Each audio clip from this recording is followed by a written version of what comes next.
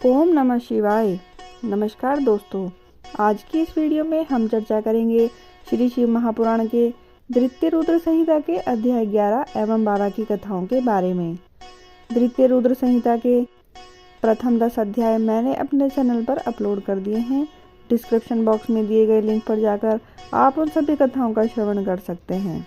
तो आइए कथा का प्रारंभ करते हैं। बोलिए गणेश महाराज की जय, मेरे बाबा भोलेनाथ की जय, माँ भगवती अम्बा पार्वती की जय। द्वितीय रुद्र संहिता 11वां अध्याय।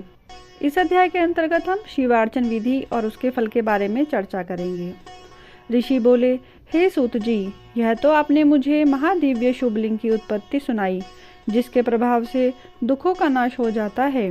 हे महाभाग, अब आप ब्रह्मा और नारद के संवाद के माध्यम से शिव पूजन की विधि बतलाइए, जिसके करने से शिव जी प्रसन्न होवें।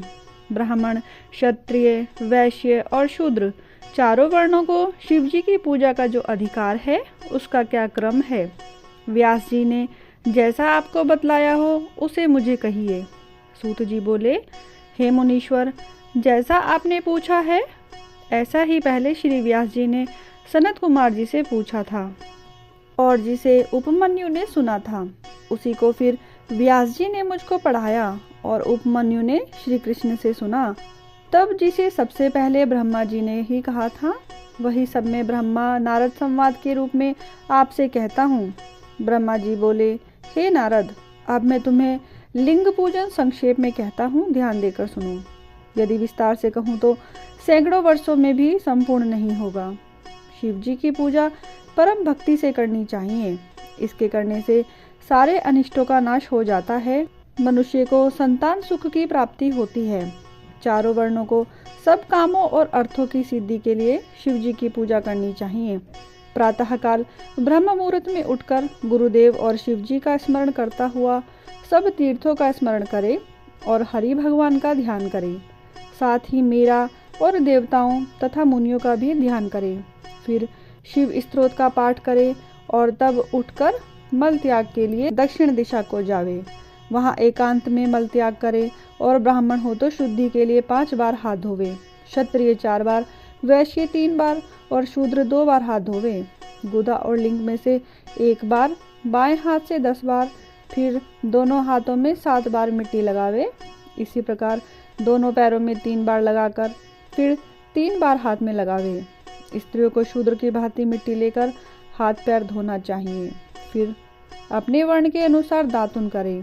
दातुन के लिए ब्राह्मण 12 अंगुल की, क्षत्रिय 11 अंगुल की, वैश्य 10 अंगुल की और शूद्र 9 अंगुल की दातुन करें।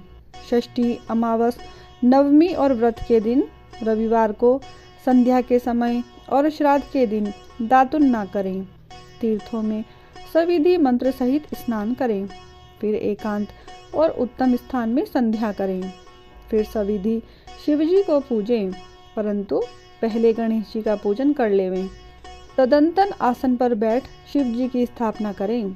3 बार आचमन कर 3 प्राणायाम करें, जिसमें मध्य में त्र्यंबक शिव जी का ध्यान करें, जिसमें 5 मुख, 10 भुजाएं, सब भूषणों से युक्त और जो बागंबर ओढ़े हुए हैं। शिव जी की पूजा से मनुष्य अपने को पवित्र बना लेवे। फिर प्रणव मंत्र अर्थात ओमकार से ही षड्न्यास कर शिव जी का पूजा आरंभ करें, जिसकी और बहुत सी विधियां गुरुदेव से प्राप्त कर लेवें। फिर शिव जी पर सहस्त्र जलधारा वेदों मंत्रों द्वारा चढ़ावें। फिर शिव जी के ऊपर चंदन और पुष्प आदि चढ़ावें और प्रणव पूर्वक उनके आगे सुगंधि की सामग्री देवें। फिर नाना प्रकार के वेद मंत्रों से उनकी स्तुति करता हुआ उन्हें नमस्कार करें। फिर अर्घ्य देकर शिव जी के चरणों में पुष्प बिखेर देवें। फिर देवेश को प्रणाम कर आत्मा से उनके सामने खड़े होवें। आत्मा से शिव जी की आराधना करें। प्रार्थना करते समय हाथ में पुष्प लेकर उनके सामने खड़ा होवें और अंजलि बांधे रहें और कहें कि हे शंकर जी, मैं ज्ञान से अथवा अज्ञान से आपकी जो कुछ भी पूजा की है वह सफल होवे। और ऐसा कहकर हर्षित होकर शिव जी के ऊपर फिर पुष्प चढ़ावें और स्वास्ति वाचन कर अनेक प्रकार के आशीर्वाद ग्रहण करें। फिर शिव जी के ऊपर की चढ़ाई हुई सभी वस्तुओं को हटाकर नमस्कार करें और अपराध क्षमा के लिए फिर आचमन करावें। फिर अघोर मंत्र से शिव जी की प्रार्थना करें और गले से अधिक शब्द निकालकर उनकी पूजा करें। फिर अपने समस्त परिवार के साथ शिव जी को नमस्कार कर अत्यंत प्रसन्न होता हुआ सारे कार्य को सुखपूर्वक करें।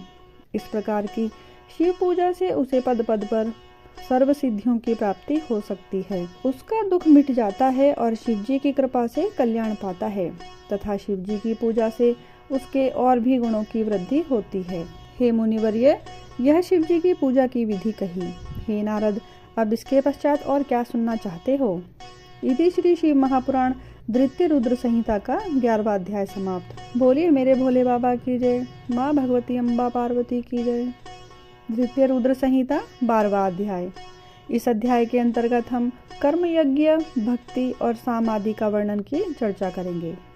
नारद जी ने कहा, हे ब्रह्मा जी, इस बात को अच्छी तरह फिर से कहिए।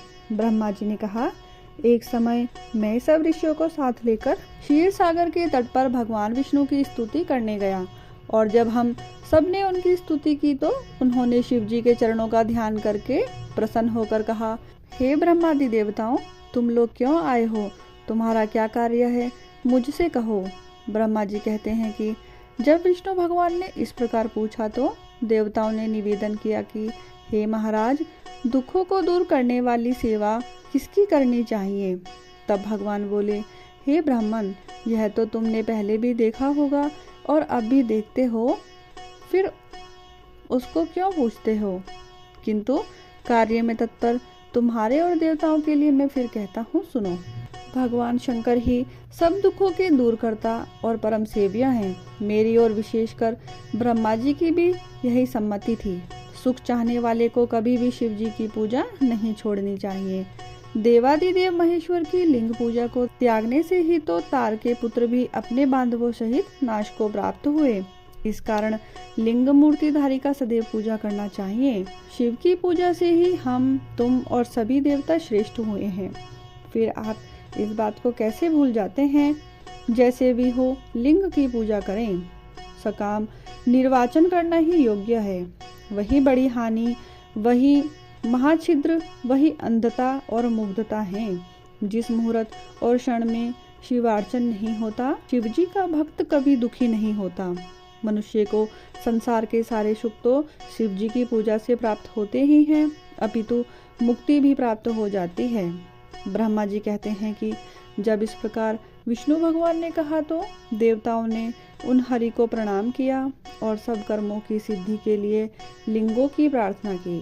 तब भगवान ने विश्वकर्मा को बुलाकर कहा कि हे मुनि, मैं तो जीवों के उद्धार में लगा हुआ हूँ, तो मेरी आज्ञा से देवताओं के लिए शिवलिंगों की स्थापना करो।